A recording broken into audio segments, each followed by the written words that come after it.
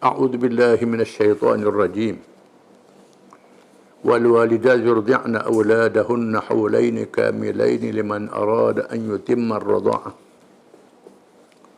وعلى المولود له رزقهن وكسوتهن بالمعروف لا تكلف نفس إلا وسعها لا تضار والدة بولدها ولا مولود له بولده وعلى الوارث مثل ذلك فإن أرادا فصالا عن تراض منهما وتشاور فلا جناح عليهما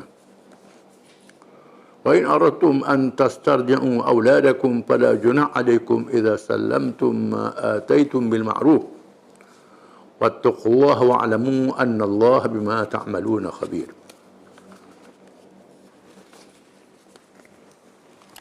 Dari surah Al-Baqarah.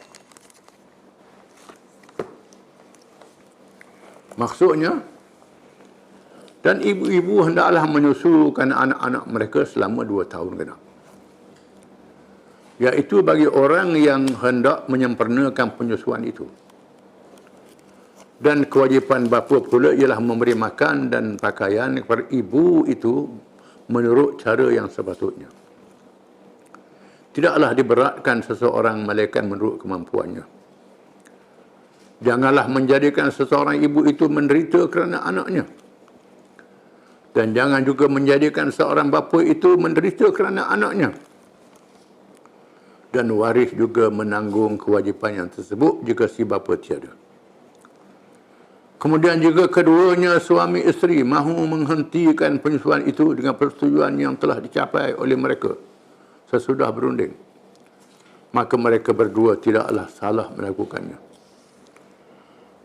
Dan jika kamu hendak beri anak-anak kamu menyusu kepada orang lain, maka tidak ada salahnya bagi kamu apabila kamu serahkan upah yang kamu mahu beri itu dengan cara yang patut.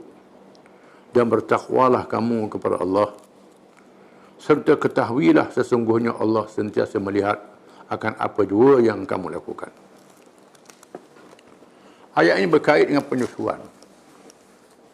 Bahkan ilmu perubatan menggalakkan susu ibu diberi pada anak.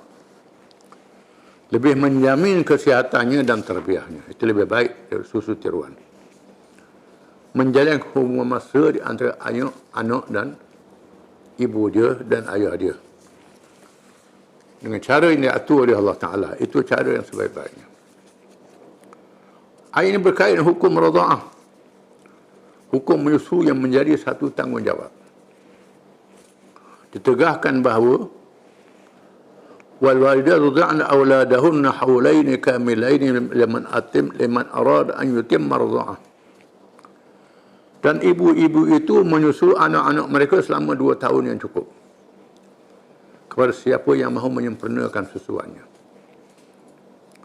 Quran menetapkan masa susu anak ialah 2 tahun. Di sini sebahagian ulama mengatakan masa 2 tahun inilah jadi saudara susu. Kalau susu dengan ibu, yang lain, adik-beradik je saudara susu. Menyusu dalam masa umur 2 tahun. Mana umur 5 tahun, susu lagi dah adik-beradik susu lah. Adik-beradik susu ni mesti dalam tempoh 2 tahun itu. Ini sepakat ulama berdasarkan pada ayat ini. Yang jadi khilaf ialah berapa kali susu. Itu saja. Mazhab Syafi'i dan mazhab Hambali mengatakan 5 kali susu. 5 kali susu yang mengenyangkan sekali, lepas tu susu pula 5 kali. Baru jadi adik-beradik susu. Mazhab Syafi'i dan mazhab Hambali. Mazhab Hanafi dan Maliki mengatakan berapa kali pun sebaik saja susu jadi adik-beradik susu. Secara automatik. Walaupun setegak. Sebaik saja susu, jadi adik-beradik susu lah dengan adik-beradik anak pada ibu yang dia susu itu. Kalau menyusu dengan orang lain lah, dia boleh beri anak dia susu dengan orang lain. Jadi anak-anak kepada perempuan yang menyusu itu jadi adik susu. Ini khilaf ulama. Ada kata 5 kali, ada kata sebaik saja susu jadi adik-beradik susu. Yang diharamkan berkahwin. Macam adik-beradik keturunan diharamkan berkahwin. Dan mazhab Syafi'i kata tak hilang air sembahyang. Syafi'i dia hilang air sembahyang. Mazhab yang tak simbol air sembahyang ni kahwin saja. Mazhab lain setuh tak hilang air sembahyang. Syafi'i kata hilang air sembahyang, kait hilang air sembahyang. Itu mazhab Syafi'i lah, itu perbincangan khilafiyah. Kepada siapa yang mahu menyusu, maka menyusulah dalam masa dua tahun itu. Wa 'alal mauludi lahu rizquhunna wa kiswatuhunna bil ma'ruf. Hendaklah diberi belanja ibu yang menyusu itu oleh ayah dia dengan cara yang baik. La tukallafu nafsun illa wus'aha. Tidak dibebankan seorang mereka mengikut kemampuan dia. Orang kaya, qadar kaya dia, jangan melampau. Orang miskin jangan berat sangat. Jangan tindah orang miskin. Mengikut qadar kemampuan yang dia boleh belanja untuk isteri dia dan anak dia menyusu. La tudarra walidun biwaladihi wala mauludun lahu biwaladihi. Jangan menyusahkan, memudaratkan ibu, memudaratkan ayah dia. Wa 'alal warisi mithlu dhalik. Kalau ayah mati, waris punya tanggungjawab untuk menjaga anak yatim. Menjaga anak-anak yang ditinggalkan oleh ayah dia. Hendaklah mengambil tanggungjawab dengan cara yang sebaik-baiknya. Hebatnya Islam kita ni. Quran menerangkan semua perkara. Siapa perekat susu anak pun disebut. Ini detailnya ajaran Islam ini. Bukan sahaja sembahyang, puasa, zakat, haji, termasuklah jaga anak kecil. Disebut dalam Quran. Takkan masalah besar tak ada dalam Quran. Undang-undang jenayah, undang-undang negara tak ada dalam Quran. Hal menyusu pun ada dalam Quran. Ini sangat menarik. Fa in arada fisalan an ta'dhimun wa tashawurin fala junah alaihima. Jika sekiranya dua pihak, suami dan isteri, mahu memisahkan susu kurang daripada 2 tahun dengan cara mesyuarat. Mesyuarat ni bukan saja dalam masalah negara, termasuk masalah jaga anak. Boleh mesyuarat suami dan isteri. Ada mesyuarat antara suami dan isteri nak lepas susu anak, tidak menjadi salah. Wa in aratum an tastadimu auladakum fala junah alaikum idza sallamtum ma ataitum bil ma'ruf. Dan jika kamu nak minta orang lain susu anak kamu, tak jadi salah. Tak jadi salah. Kalau kamu bayar upah dengan cara yang sepatutnya. Bahkan dalam kisah Quran pun ada. Kisah Nabi Musa, kisah Nabi kita Muhammad SAW. Di mana bila Nabi dilahirkan, Datuk dia Abdul Muttalib cari orang luar daripada Madinah, orang darat susu. Kenapa? Kerana orang darat ni makan dengan hasil titik peluh dia. Kalau dia kerja sendiri, pegang kambing sendiri, tanam sendiri. Rezeki yang sangat halal. Supaya susu yang masuk dalam cucu dia tu, anak dia tu, susu yang berkat, yang halal. Kalau orang bandar, macam-macam. Hak cari pasal, hak menipu, hak curi, hak macam-macam jenis. Hak di bandar ni, hak tipu sukatan, hak begini-begini. Macam-macam. Dia anggap kampung lebih bersih. Pendapat ini, mengapa Datuk Nabi dan Mak Nabi setuju Nabi disusukan oleh Halimatus Sa'diyah yang datang dari luar Mekah. Itu sebabnya. Dan kisah Nabi Musa AS, Allah Ta'ala nak jatuhkan Fir'aun yang mengeluarkan undang-undang supaya tak lahir anak yang akan menjatuhkan kerajaan dia. Mengarahkan setiap anak lelaki dilahirkan, dibunuh, disembelih. Sebenarnya Musa tak lahir. Oleh kerana bila bunuh anak lelaki, pekerja dia tak ada. Bimbang. Akhirnya buat selang setahun. Setahun bunuh, setahun tak bunuh. Undang-undang bodoh dia. Tahun tak bunuh tu lahir Nabi Harun. Tahun dia bunuh lahir Nabi Musa. berlaku begitu. Dalam kisah disebut dalam kitab-kitab tafsir. Dia cari budak-budak dia lahirkan. Dia nak sembelih. Lalu Allah Ta'ala suruh ibu Nabi Musa secara wahyu peranyuk Nabi Musa, letak dalam peti, peranyuk ke sungai. Kemudian dihantar oleh Allah ke tepi sungai, tempat istana Fir'aun, istana Permaisuri Fir'aun, Asia. Lalu dia ambil Asia pun buat anak akak. Fir'aun nak bunuh dah jadi, saya angkat Asia. Asia kata jangan bunuh, saya nak buat anak akak ni, faedah untuk kita. Kemudian Nabi Musa tak mau susu. Lapar macam mana pun, bawa orang puan mana tak mau, mesti tak nak susu.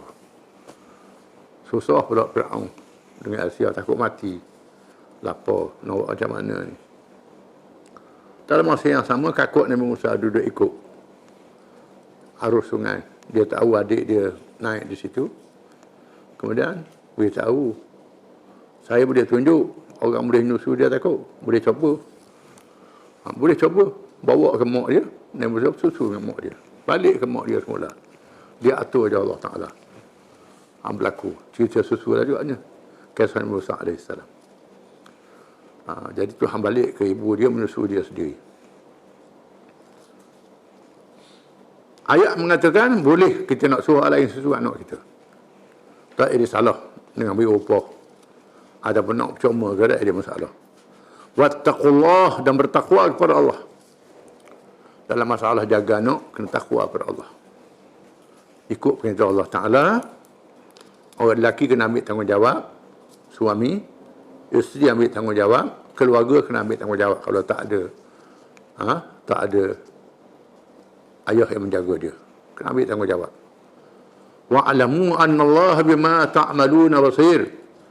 Dan ketahuilah, sungguh Allah Ta'ala mengetahui, melihat apa sahaja yang kamu lakukan. Bukan saya mengetahui, Allah Ta'ala melihat apa yang kamu buat. Ini termasuk dalam sifat Allah Ta'ala itu melihat. Bukan saja mengetahui, melihat apa yang kamu buat. Termasuklah masalah menyusu anak. Termasuklah nak jadi anak susu, tak anak susu tu, berapa kali susu Allah Ta'ala tahu belaka. Susu kedok. Kita nak tipu, nak kata anak susu, ada dok susu, Allah Ta'ala tahu. Susu sungguh, kata bukan susu, nak kahwin, diharamkan berkahwin dengan adik-adik susu, Allah Ta'ala tahu. Jadi masalah susu anak ni kena jaga sikit. Takut berkait dengan adik-adik susu yang diharamkan. Kita akan baca dalam surah Nisa, masalah perkahwinan, masalah adik-adik susu ni. Wallahu a'lam.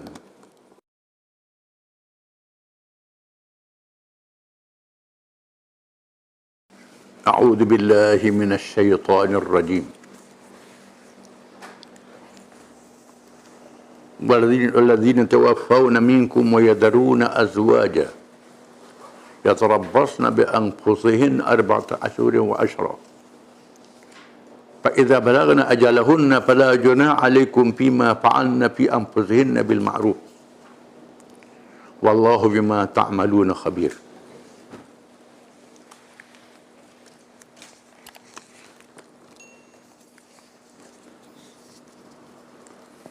Dan orang-orang meninggal dunia di antara kamu, sedang mereka meninggalkan isteri-isteri, hendaklah isteri-isteri itu menahan diri mereka beriddah selama 4 bulan 10 hari. Kemudian apabila telah habis masa iddahnya itu, maka tidak salahnya bagi kamu mengenai apa yang dilakukan mereka pada dirinya menurut cara yang baik yang diluruskan oleh syarak. Dan ingatlah Allah sentiasa mengetahui dengan mendalam akan apa jua yang kamu lakukan.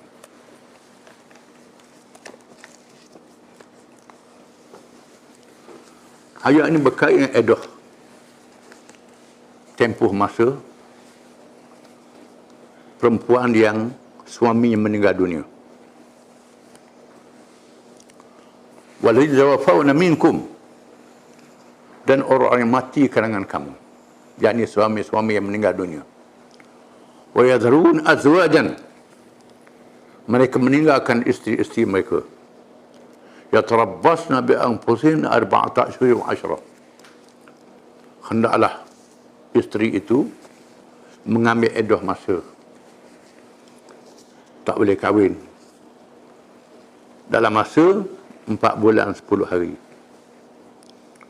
Berdasarkan pada ayat ini, bahawa edah isteri yang meninggal dunia suaminya ialah 4 bulan 10 hari. Dengan ijma' para ulama. Sama ada isteri yang sudah disetubui oleh suaminya itu ataupun tidak. Sama saja. Dihuraikan oleh hadis-hadis yang banyak yang menerangkan ayat ini secara praktikal. Biar orang tanya Nabi, tanya sahabat-sahabat Nabi yang meriwayatkan hadis.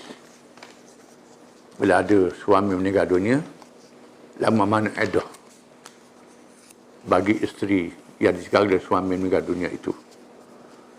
Jelas ayat Quran mengatakan 4 bulan 10 hari. Senang para sahabat menjawab. Kerana sudah ada hadis Nabi dan sudah ada ayat Quran. Kecuali ayat-ayat yang mengecualikannya. Disebut surah ayat. Wa ulatul ahmali ajaluhunna ayyadha'na hamlahunna. Dan perempuan-perempuan yang mengandung, ajalnya ialah setelah melahirkan anak. Kecuali perempuan yang mengandung, suami dia mati, maka eddahnya ialah bila melahirkan kandungannya. Tak ke lepas suami mati terus dia melahirkan kandungan, habislah eddahnya. Ini untuk perempuan yang mengandung. Di sini terdapat kekhilafan di kalangan para ulama perempuan yang mengandung ini. Di sana ada setengah ulama sahabat, riwayat Ibn Abbas, mengatakan bahawa ikut edah 4 bulan sehari juga. Ada ulama tidak kena ikut ayat Quran, kena ikut ayat yang mengecualikan itu. Ini pendapat yang biasa. Pendapat jumhur ulama, kebanyakan ulama pendapat begitu. Di sini timbulnya mazhab-mazhab dalam Islam dalam masalah cabang. Oleh kerana pahaman yang berbeza terhadap edah perempuan yang mengandung ini. Mazhab Syafi'i dan mazhab yang sama dengannya, jumhur mengatakan perempuan yang mengandung edahnya ialah 4 bulan 10 hari. Terdapat khilaf edah hamba. Mengikut jumhur ulama, kebanyakan ulama Syafi'i, Hanafi, Hambali, Maliki mengatakan bahawa edah kepada hamba berbeza dengan edah orang yang perempuan yang merdeka. Edahnya ialah 2 bulan 5 hari, separuh. Kecuali pandangan setengah ulama. Di antaranya Muhammad bin Sirin dan mazhab Zahiri. Mazhab Daud Az-Zahiri mengatakan bahawa edahnya sama dengan orang lain 4 bulan 10 hari juga. Ibn Sirin ini ialah kalangan ulama tabi'in. Zahiri ialah mazhab Daud Az-Zahiri, Ibn Hazmin yang berpegang dengan zahir ayat Quran. Terus pakai ayat Quran terus. Orang merdeka pun sama. Perlu diingat Ibn Sirin ini bukan sembarangan. Dia ni ialah ulama tabi'in yang alim dalam takbir mimpi. Dalam hukum-hukum fiqh dia agak lemah pandangan-pandangan dia. Antaranya Ibn Sirin mengatakan boleh jamak semayang pada masa mukim. Kalau sibuk doa lalu boleh jamak qasar. Ini pandangan Ibn Sirin. Pandangan Ibn Sirin dipakai oleh mazhab Syiah Imamiyah. Ibn Sirin adalah mazhab tabi'in. Yang dulu pada zaman mazhab 4. Pendapat jemaah. Ada orang nak pakai tu, jangan kita balas dalam masalah ini. Pendapat tu tetap dhaif. Dan Imam Nawawi menyebut dalam kitab Majmu', pandangan Ibn Sirin disebut. Kata Ibn Muhammad bin Sirin. Ibn Sirin ni masyhur dalam bab takbir mimpi je, tak boleh lawan dia. Pandai takbir mimpi. Dalam bab hukum fiqh ni agak lemah.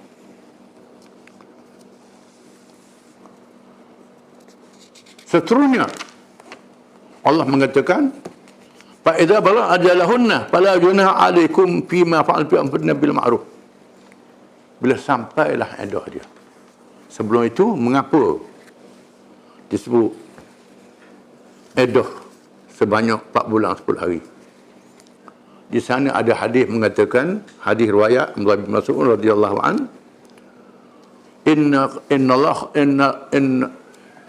Allah khalaqa ahadakum inna khalqa ahadikum yuj'u fi batni ummi 40 yawman nutfah thumma yakunu 'alaqatan mithla dhalik thumma yakunu mudghatan mithla dhalik thumma yub'athu ila al-malak fa yunfakhu fihi ar-ruh.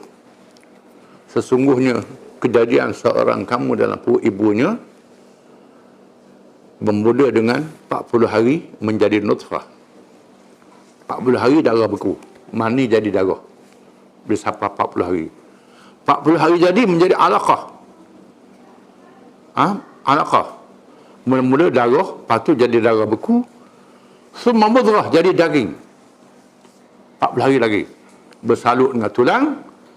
Kemudian dimasukkan, malaikat masukkan ruh dalam jasadnya. Jadi 4 bulan 10 hari ini ialah tempoh kejadian manusia. Bila 4 bulan 10 hari itu tak jadi lagi, bermakna rahim dia bersih daripada adanya zuriat. Jangan bercampur aduk zuriat suami dulu, kalau dia nak kahwin pula tak tahu anak siapa dia. Ini hikmatnya. Ada hikmatnya. Bila sampai 4 bulan 10 hari, fa idza balagha ajalahunna, bila sampailah ajal mereka, tempoh mereka 4 bulan 10 hari, fala junaha 'alaikum, tak menjadi salah pada kamu, bima fa'altum bil ma'ruf, apa yang mereka buat dengan cara yang baik, berkahwin. Jangan halang dia nak kahwin pula, jangan teguh dia nak kahwin, diizinkan oleh Allah boleh berkahwin. Wallahu bima ta'malun basir, bima ta'malun khabir. Dan Allah Ta'ala Maha mengetahui apa yang kamu amalkan. Sama ada kamu amalkan itu mengikut sunnah ataupun tak ikut sunnah.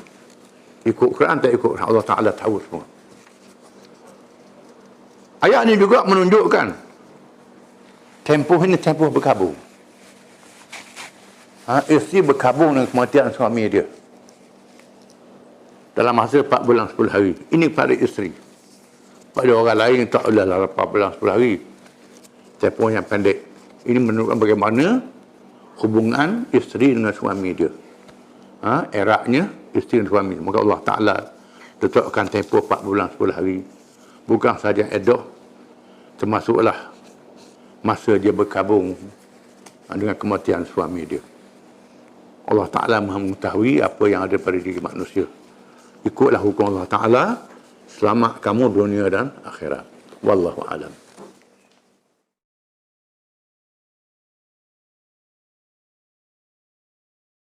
A'udzu billahi minasy syaithanir rajim.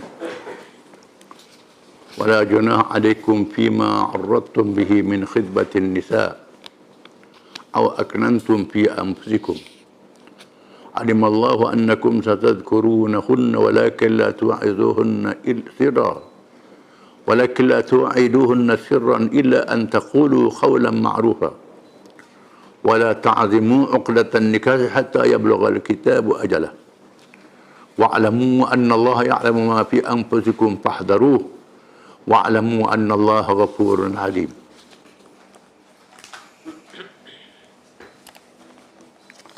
Maksudnya,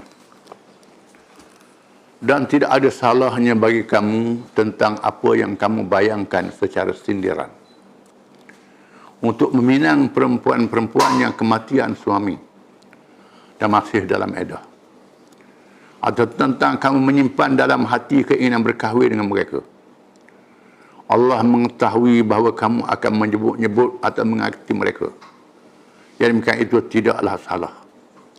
Akan tetapi janganlah kamu membuat janji dengan mereka dalam sulit, selain dari menyebutkan kata-kata secara sindiran yang sopan. Dan janganlah kamu menetapkan dengan bersungguh-sungguh hendak lakukan akad nikah sebelum habis iddah yang ditetapkan itu.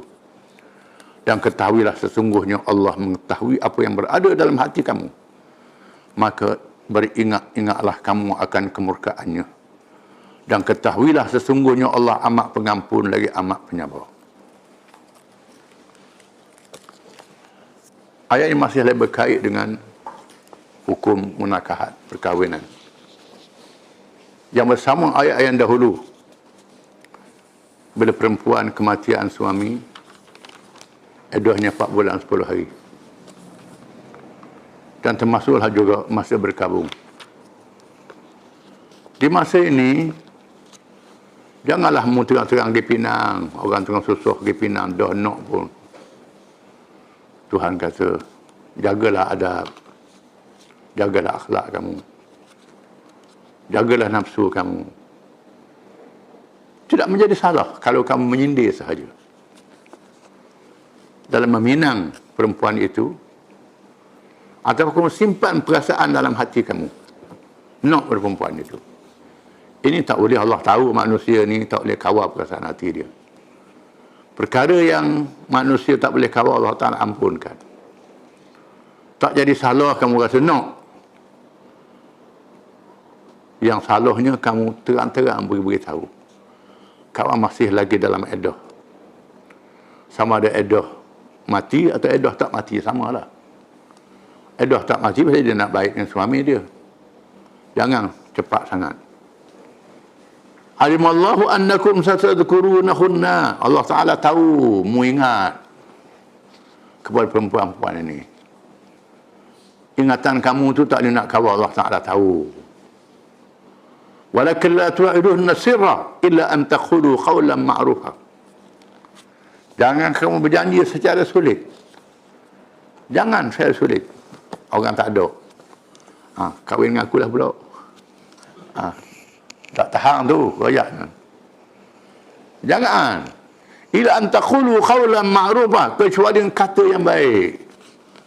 Umpamanya sindir, ulama kata, kalau nak nikah orang lain, kapal aku dua-dua. Ada royak dia nak. Kalau nak nikah orang lain, kena royak aku dulu. Kalau pergi ke ayah dia ke, kalau ada orang Pinang, tanyalah saya dulu. Tanya saya dulu, padahal saya nak. Itu tidak menjadi salah. Wala ta'zimu uqdatan nikah hatta bila al-kitab ajalah. Jangan kamu melakukan akad nikah sehingga habis iddah. Belum habis iddah sudah beritahu nak akad nikah dah. Ini satu kesalahan. Jangan buat begitu. Menunjukkan bagaimana Allah Ta'ala mengajar kita dalam akhlak. Akhlak dalam masalah perkahwinan, hubungan antara keluarga dan keluarga, lelaki dan perempuan. Wa'alamu anna Allah ya'lamu ma fi anfusikum fahdharu. Ketahuilah kamu, Allah Ta'ala tahu apa yang ada dalam diri kamu. Allah Ta'ala tahu, munak sangat. Maka berwaspadalah kamu, berwaspadalah. Jagalah adab, jagalah akhlak. Jagalah perangai, jagalah perasaan. Jagalah moral. Orang baru lagi mati suami, baru lagi bercerai, baru lagi boleh jadi dia nak jalin hubungan baik. Jangan pergi potong begitu, tidak boleh. Jaga baik-baik. Wa'alamu anna Allah ghafurun halim. Ketahuilah kamu, sungguh Allah itu Maha Pengampun dan Maha lembut terhadap hamba-Nya. Kalau salah kena beristighfar. Allah Ta'ala Maha Pengampun. Kalau berlaku terlanjur dah begitu, istighfar, Allah Ta'ala Pengampun. Dan jagalah adab yang Tuhan tunjuk kepada kamu ini, supaya kehidupan kamu diberkati oleh Allah. Wallahu a'lam.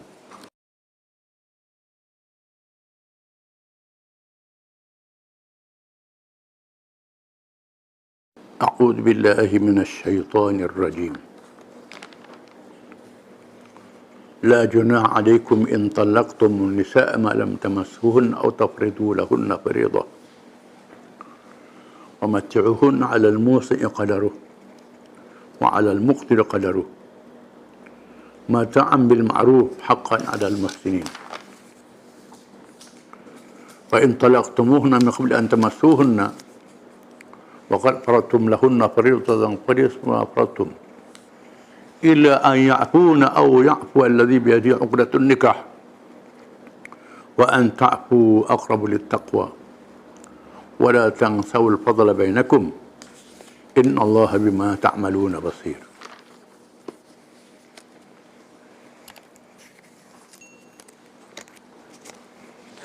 Maksudnya,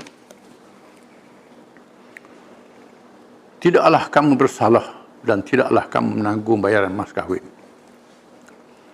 Jika kamu menceraikan isteri-isteri kamu sebelum kamu sentuh, bercampur, bersetubuh dengan mereka atau sebelum kamu menetapkan mas kahwin untuk mereka.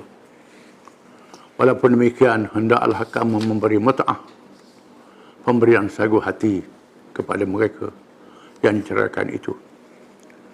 Iaitu suami yang senang hendaklah memberi satu sagu hati itu menurut ukuran kemampuannya. Dan suami yang susah pula menurut ukuran kemampuannya.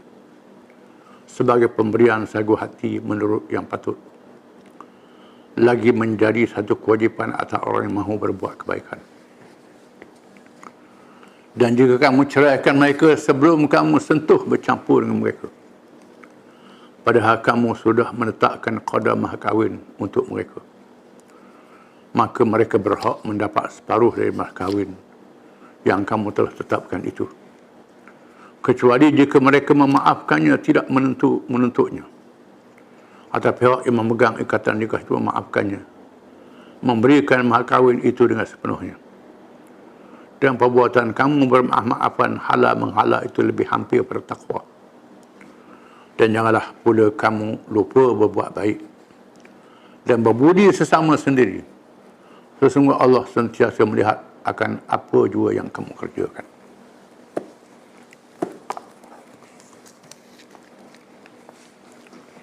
Ayat ini masih berkait dengan munakahat, bukan rumah tangga. Bahagian yang pertama pada ayat ini,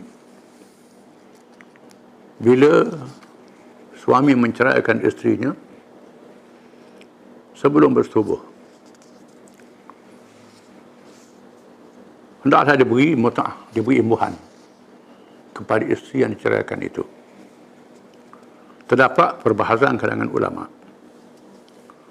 La junah alaikum in talaqtum nisa' man tamsun aw tafridu lahunna fariidah.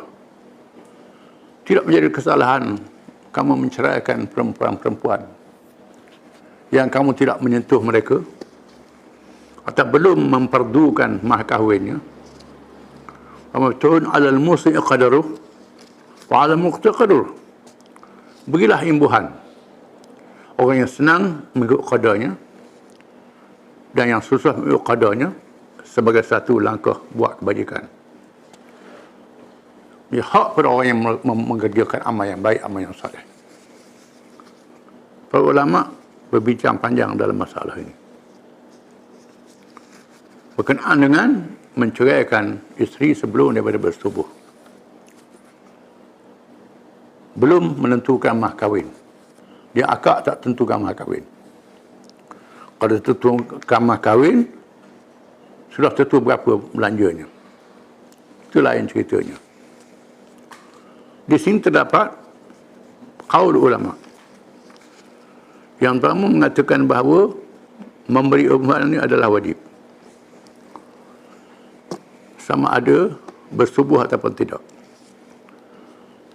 Tentang mahar kahwin tu, kalau dah bersetubuh dah, boleh perempuan lah. Kalau belum lagi, separuh-separuh. Itu yang diketahui oleh umum. Tapi ada ulama mengatakan di samping itu kena bagi mut'ah, bagi imbuhan. Ini pendapat yang melihat perumum ayat ini.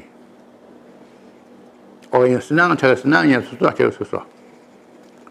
Ini pendapat Sa'id bin Jubair, Abu al-Aliyah, Hasan Basri di kalangan ulama tabi'in. Dan mengikut qaul,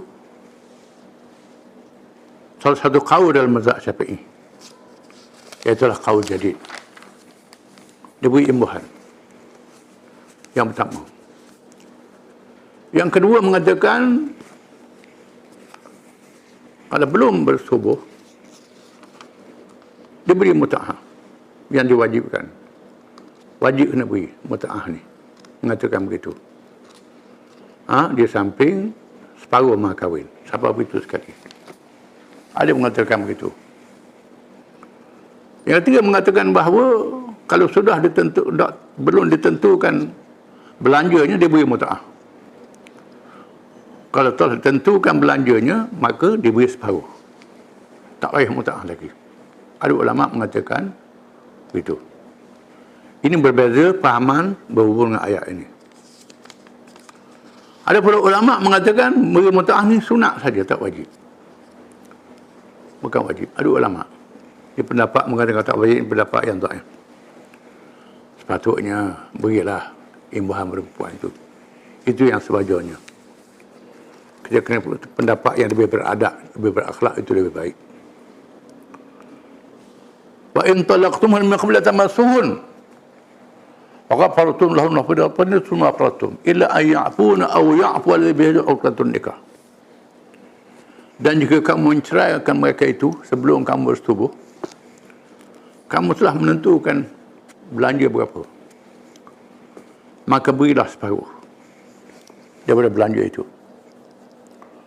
Kecuali kalau perempuan itu memaafkan. Ataupun lelaki memaafkan perempuan, nak beri semua. Itu. Semua pihak memaafkan antara satu sama lain. Sama ada pihak perempuan memaafkan, ambil kamu lah. Belanja tak mahu ambil. Atau lelaki memaafkan, nak beri perempuan, itu tak jadi salah. Memaafkan itu sama ada perempuan itu sendiri ataupun wali dia. Di sini terdapat kekhilafan. Illa an ya'funa aw ya'fu bi yadihi 'uqdatun nikah. Orang yang punya kuasa dalam akad nikah. Ada ulama kata yang punya kuasa itu perempuan. Ada ulama mengatakan yang punya kuasa itu wali dia. Wali yang menentukan. Ini khilaf. Boleh pakai mana-mana pendapat dalam masalah ini. Ada pula beza antara janda dengan tidak janda. Wa an ta'fu aqrabu lit-taqwa. Memaaf itu lebih hampir pada takwa. Memaafkan orang itu sifat takwa, dekat pada takwa. Wala tansawul fadla bainakum. Jangan kamu lupa budi baik sesama kamu walaupun kamu telah bercerai. Tuhan kata. Jangan bila dah bercerai sebut jahat saja, sebut buruk saja. Ini satu akhlak yang tidak baik. Tak sebutlah benda-benda tak baik itu. Maaf antara satu sama lain. Jangan lupa budi.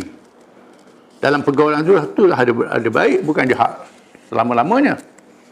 Kenakan yang baik itu, lupakan yang tidak baik itu dan maafkan. Itu baik. Innallaha bima ta'maluna basir. Sesungguhnya Allah terhadap apa yang kamu amal, yang kamu buat, Maha melihat. Allah Ta'ala melihat. Bukan melihat ni beri pahala kalau kamu maaf dari satu sama lain. Wallahu a'lam.